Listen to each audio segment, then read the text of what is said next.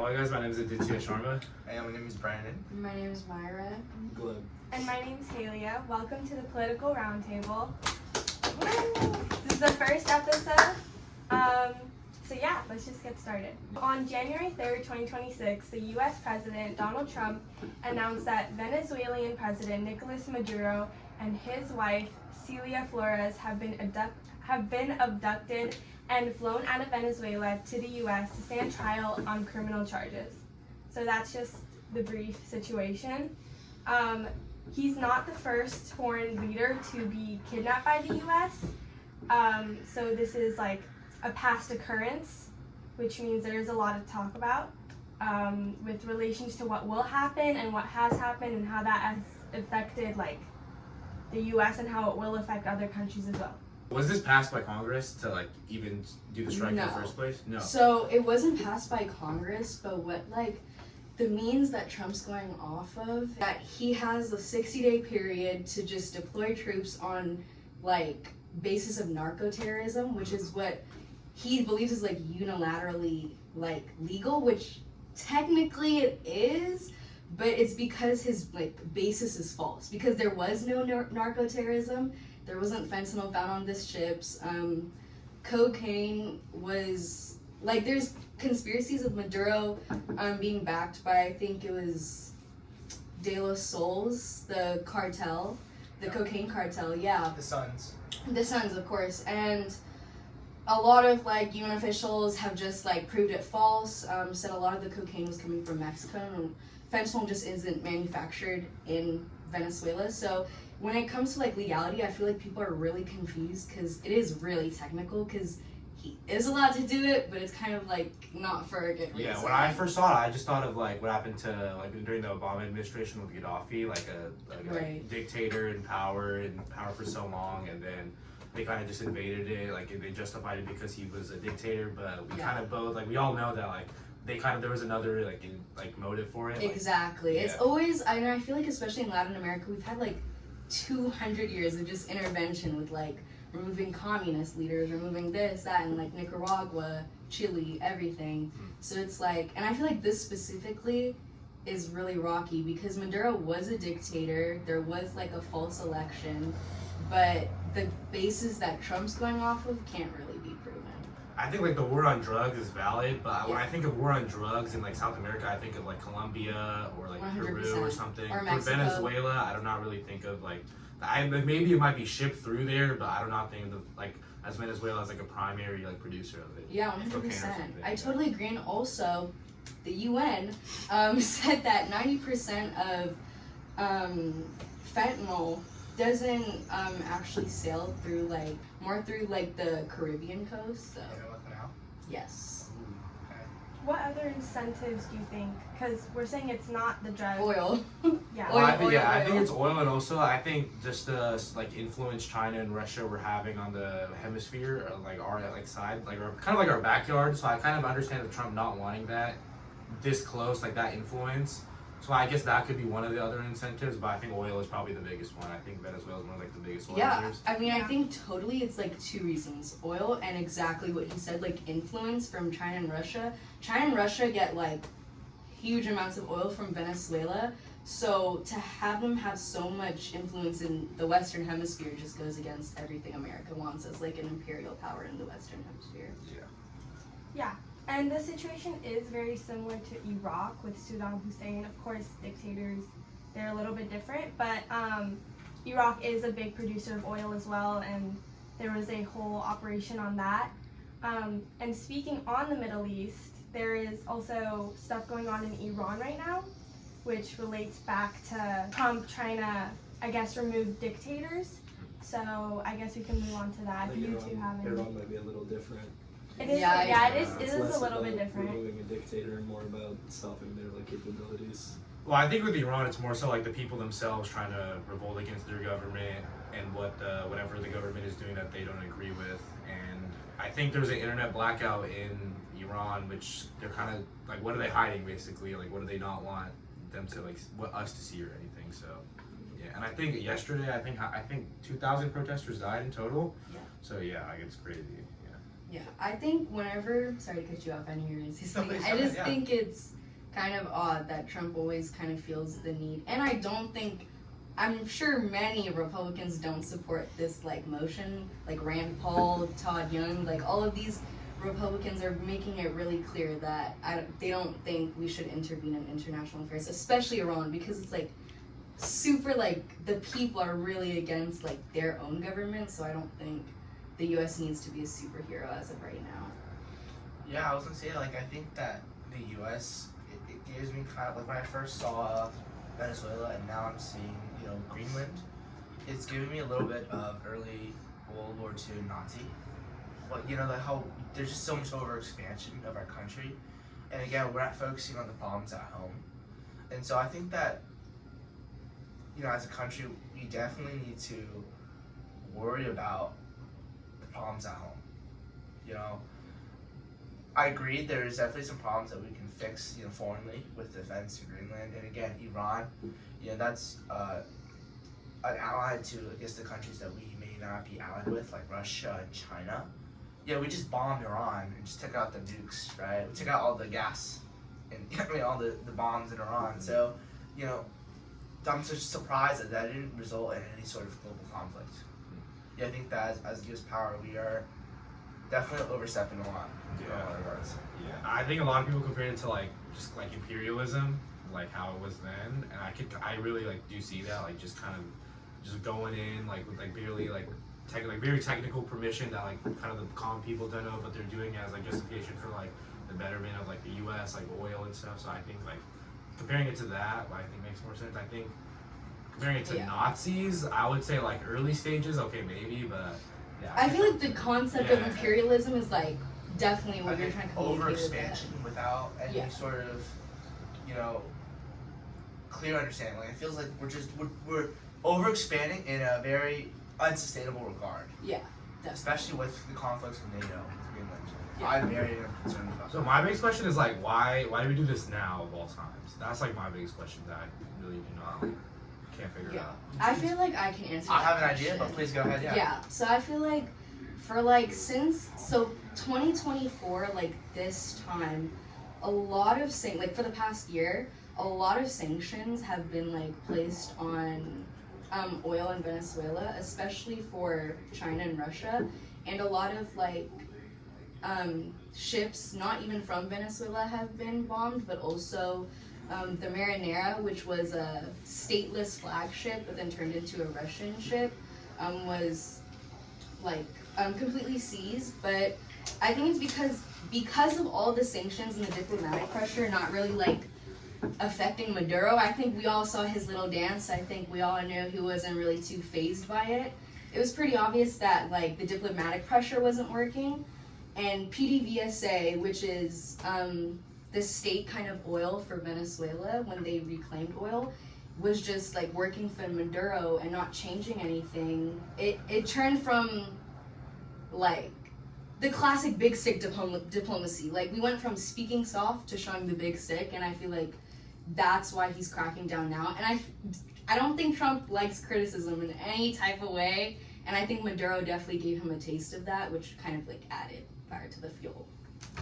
Yeah, I think that with this Trump administration, I feel like there's definitely, again, there's a lot of media, you know, bias, but I think just from my own perspective, I think that they're pursuing a lot of foreign policy to distract us from what's really going on, whether it be the Epstein files, whether it be the recent ICE shooting, right? Yeah. I mean, that case just got dismissed. Yeah. You know, I think that there's a lot of domestic issues that the Trump administration is doing, trying to do a job of trying to just, you know, show us the positives of these foreign affairs.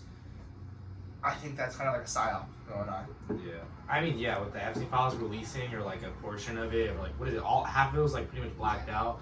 I think like a part of me like doesn't want to think like, oh, they're releasing it at this time, like it has to be like cover that up. But like at the same time, it's like everything's not a conspiracy. Like this is like real people that are like actually like dying or just like act like these are like real people. Like so yeah. That's a really important part to remember, especially I feel like as we start this podcast, like sometimes not everything's a conspiracy. Like sometimes like it's real and like foreign affairs are real, you know? Like but I do agree with that. I do think like there is some what is it, like red earrings being placed. Like I think there are definitely some distractions, but there are real people being affected by this, so. Yeah, and speaking on human consequences, Venezuela, Iran, all of these, like, everyone's being affected. A lot of Venezuelans are actually happy with Trump's decision, so if you guys want to speak on, like, the humans involved.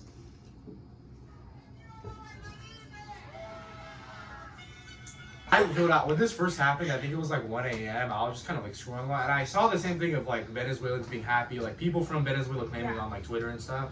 But then you go on their account and they're based in the U.S. and they're white. So like I was very confused for like a while. I was like, are Venezuelans actually happy, or is this kind of just like not propaganda, but more so like just not like what it truly is? But I think and realistically, like off that point, that is true because Venezuelans don't even have the opportunity to speak right now. Like, they're being heavily surveilled by the existing Maduro government that's still there. Like, it's kind of like Trump cut the head of the snake, but the whole body's still there. And Machado, who was supposed to become interim president, isn't interim president anymore. And I feel like we all know it's kind of because of the Nobel Peace, but yeah, so it's like, I feel like it's hard for us to really know if Venezuelans are happy or not. I refer to PDVSA a lot. I'm referring to, basically it stands for Petroles de Venezuela. So it's basically just their state-owned like oil company as a whole. But this company takes their funds from Venezuela's oil and funds like military, funds program. It's kind of like, no, I'm not gonna say it's not their taxes, but it's like what's funding like a lot of their country's like economy, and it's their nationalized state oil, but it happened under Chavez's rule and then kind of shifted to Maduro, and it's just been proven to be really, really corrupt under them. And I think a lot of Venezuelans can vouch for that too. Like I think everyone in Venezuela truly does believe PDVSA like runs their country in a sort of way, and not in a good way. So yeah, that's what I mean when I refer to PDVSA. Well, I don't know. I think Trump's only goal is to send in our oil companies and then leave as soon as he can. I mean, he did promise to run the country. Yeah. As soon as he kidnapped Maduro, he said we're gonna run Venezuela, but I don't know. I don't think so. You know, I do agree. Yes, we do want oil, but I also think that we would rebuild the country, similarly to how we've built a lot of other South American countries, right? With the $20 billion peso swap in Argentina, that's helped. We've helped rebuild El Salvador's prison reform. You know, they used to be the #1 murderous country in the world. Right now, they're the most. You know, they have the most people in prison. But hey, crime rate or people incarcerated. I think Trump's gonna do the same thing with Venezuela. Well, I think like with El Salvador, they gave us free access to their prisons. I think that's a really, really important point to remember. It wasn't really us like being Captain Save for El Salvador, and more like tit for tat. With Argentina, they just ask for loans, so we just give it to them. A lot of our deportees go to El Salvador, just for continuing. Wait, so like, where's the prison where they have alligators outside of the? Florida. Yeah, that's like off the coast of Florida near Cuba. I think. Yeah, back to like, just like the prisons that like they send deportees to, like it's so like inhumane for super. So like when it comes to like being stricter on like immigration, I think most countries do that, and okay, that's like fair to an extent. But the way they go about it is just like in the most inhumane way. A lot of people compare it to like the Gestapo and like World War II, and I think that's like pretty fair. So I think that relates back to your point, how you were saying like, I think our administration should be focusing on problems at home. That's like, I feel like a problem that we should be focusing on home, right? Like the ICE raids, like how harsh it is.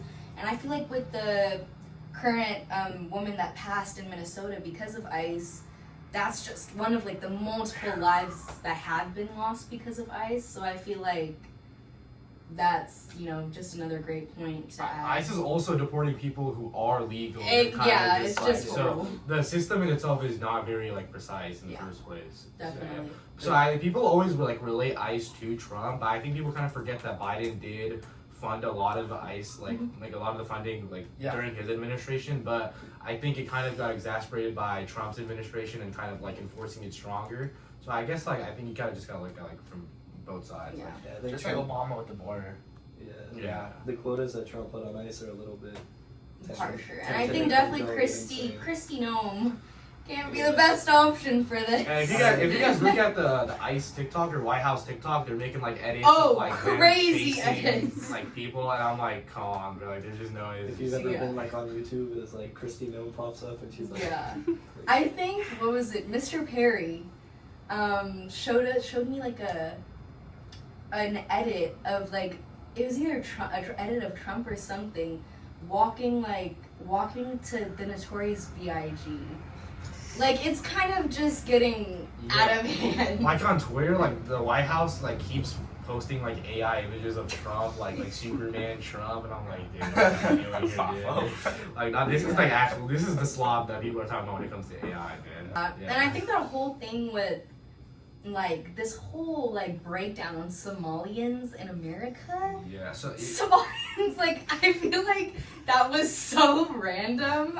So the thing that happened, so there was like this, I don't know if it was a YouTuber, so he made a video kind of like, like exposing it, but then it kind of got leaked afterward that it was pretty much fake, and then another YouTuber actually went to these places and it's actual like kids. So I think it was kind of just like, they're just pushing like just fake information, kind of, but there is a huge population of like Somalis in Minnesota, which is like true, but like they were just kind of just saying they can still, like, they're trying to talk about fraud when it kind of just like wasn't. But, like, I think it was like fraudulent daycares or something. Yeah. Okay. But then if we're gonna talk about frauds, like when it comes to like immigration, like we have to talk about like a Republican like fraud. Like there was this NFL player, I think his name is Brett Favre. He like literally was scamming like hundred thousands out of like welfare. Out of like people, and so like when we gotta talk about fraud, you gotta talk about both sides. You can't you can't lean on like exactly. I think if we want to talk about crimes, we gotta talk about our president. But also, I think it's also really hypocritical that like this whole crackdown on Maduro for narco-terrorism, it's so hypocritical yet again, because like not too long ago, Trump pardoned the president of Honduras for cocaine charges.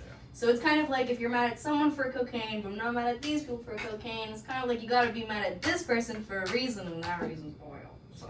And like, we're all talking about media and how it's framing everything, so how do you think like media plays a role in all of this, and how do you think their language, and because media is always skewed either right or left, so how do you think the language affects all of these opinions about all of these events that are happening?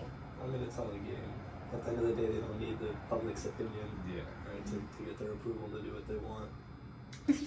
But when it comes to media, I think the biggest thing that like I was really interested in was like how fast they actually caught him. I think it was like 2-3 hours, and I think there was like one casualty. No, there was no U.S. casualties. I don't think there was a lot of any Venezuelan U.S. casualties. I think there was like over 100 Venezuelan casualties. But the whole thing was, I think because Maduro lived on a military base. Yeah, so what they were actually striking was military bases. It's not like they were just bombing. They weren't. No, that's very true. They weren't just bombing isolated. Venezuela. I mean, it's like a special operation. Exactly. It was a CIA special operation, and Delta Force. I feel like, the CIA definitely like takes their time to plan stuff, especially like with the stuff in the Middle East. So I feel like, and especially with their secrecy, it's really there was a bunch of articles of like the Venezuelan soldiers like coming out talking about like they were saying they were like vomiting and puking because they were using the U.S. was using like a weapon. I think it has to do with like frequency, like sound frequency. So like I think people kind of like really forget how strong the U.S. military is. And I think like what we see is just like what they're kind of like allowing us to see, like when it comes to like the B-2 bombers or something. I think that's just like what we're like just like allowed to see. I think it's really important for whoever's watching this to also like kind of get to know about how like the different parts of our government work. Like the CIA, like it's like 100 times more powerful than we think it is. It's just, I think it's really important then to, obviously the media consumption is really worrying, like especially because we're like feeding ourselves like slop and propaganda. But that's why there's documentaries, there's literature, there's a lot of other ways you can educate yourself that isn't too, I guess, propaganda-ish. Yeah. Okay. And what's gonna be the long-term impact on this, like on what's happening right now? Like what's gonna happen in the future? Not conspiracies, but like logistically speaking, like what's gonna happen to people? Hopefully in Venezuela it doesn't turn into Iraq again. Like if we're gonna run the country, then we have to run the country If not, we have to get out. You know, if he wants the resources, he gets the resources and gets out. Then the same thing's gonna happen. I'm more concerned about what the like precedent is gonna be like Yeah. like they just captured a country, like will China and Russia follow suit? Like what Yeah. will they do now? Will they be more like Yeah. more like be like send delegates, like actually just do like, or will they just actually like try capturing, invading countries and stuff? So I mean Russia is kind of going through it with like Ukraine, and I don't know if As I that's see right now. I don't know if it has ended yet, but yeah. So. Yeah, I don't It's think not it has, and I think a lot of the funding was from Venezuelan oil that they were getting. So definitely, what's going on right now puts a big stop to other like imperial powers affairs. Like I think Venezuela has an ongoing like $20 billion debt to China, so that's gonna be paused. Their funding to Russia's gonna be paused for Russia's war against Ukraine. So I think a lot of stuff's gonna be really rocky. I think in terms of the U.S., I feel like I agree with your point earlier, how you said, like, I think we're just gonna go in, get our stuff, and get out. I think that's also, like, obvious, because I think, I don't know if you guys saw how Exxon's CEO was like, we're not gonna take part in... Hey, we big round of applause for Rabia. My name is Rabia. You want to give us some of how you've been feeling about Venezuela, what you kind of know about it already, to inform our I viewers? feel like no one's really more? surprised at all, like that Yeah. this happened.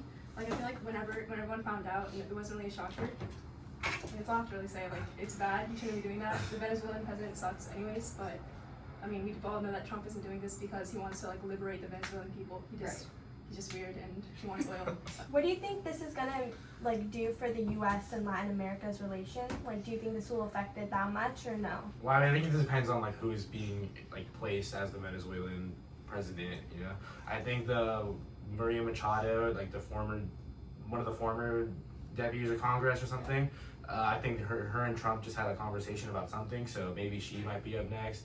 I don't know who the interim is right now. I don't know who it is. The interim right now is the VP that was under Maduro's lead. So the interim president as of right now is the VP of Maduro. It was supposed to be Machado. Definitely was. And Trump and her did have a conversation. She dedicated her Nobel Peace Prize to Trump, and you know, through that everyone did believe Machado would take over. And Machado's history in Venezuela, for those who don't know, when Chavez took rule and Maduro kind of was his successor, it was really obvious that it was already corrupt. So what Machado kind of decided to do was start a revolt against their corrupt dictatorship, and she got, I think, persecuted or something from the country. She had to go into hiding. So she went out of hiding to go accept the Nobel Peace Prize for everything she did for Venezuela in terms of trying to restore democracy. And so she won the Nobel Peace Prize, dedicated it to Trump, even though he kind of wanted it. And she expected, I believe, to be interim president, but it didn't happen, but hopefully it did. I think the biggest thing I saw with Machado was that she was kind of she had Zionist undertones. I think that was kind of the biggest thing that I saw when it comes to it. So like a lot of people were saying like, oh, Israel now has like U.S., Venezuela, Mexico, all puppet states of like Israel. So that was the biggest thing I was seeing when it's like related of like who would be the next president of Venezuela. So I think when it comes to like the long term, I think we just have to like just wait it out and see like what happens. Definitely. We all know that Donald Trump is trying to justify like kidnapping the Venezuelan president and his wife by talking about how it's for drugs and whatnot, because he knows the citizens of the U.S. and like I guess people in general are very against drug abuse. But I think the fact is that I think is really like insane is that he's trying to blame this, like the number one drug that's like used constantly here in the U.S. is fentanyl, and fentanyl is sourced in North America. Yeah. It's from Mexico, sometimes from China. So I think it's really just like absurd that this is happening, and I feel like, but I also feel like no one should be surprised at this point. Like, this is just gonna keep getting weirder. So. Yeah, for me, I think Trump thinks he's Thanos and he's trying to collect all these countries like Infinity Stones. But I think for me, I think we should prioritize our own country, not kill our own citizens. Most importantly than just trying to get oil. And that's my thoughts. Voting on. Yeah, I think Trump knows that no matter what he does, it's not enough to get him impeached. Or to get his successors impeached. So. Yeah, I think that. Don't tell the U.S. you have oil, or I'll still come after you. For narco-terrorism. Smells like freedom if I see oil. They might come after you for narco-terrorism. Yeah, I pretty much agree with everyone else, I think none of us should be too surprised about the current global affairs. I think we all just need to stay really educated. I think it's really important to not take too much of a stance on either side. And it's important to stay open-minded, and that's why we come with bi-weekly info for you guys to stay updated on current events.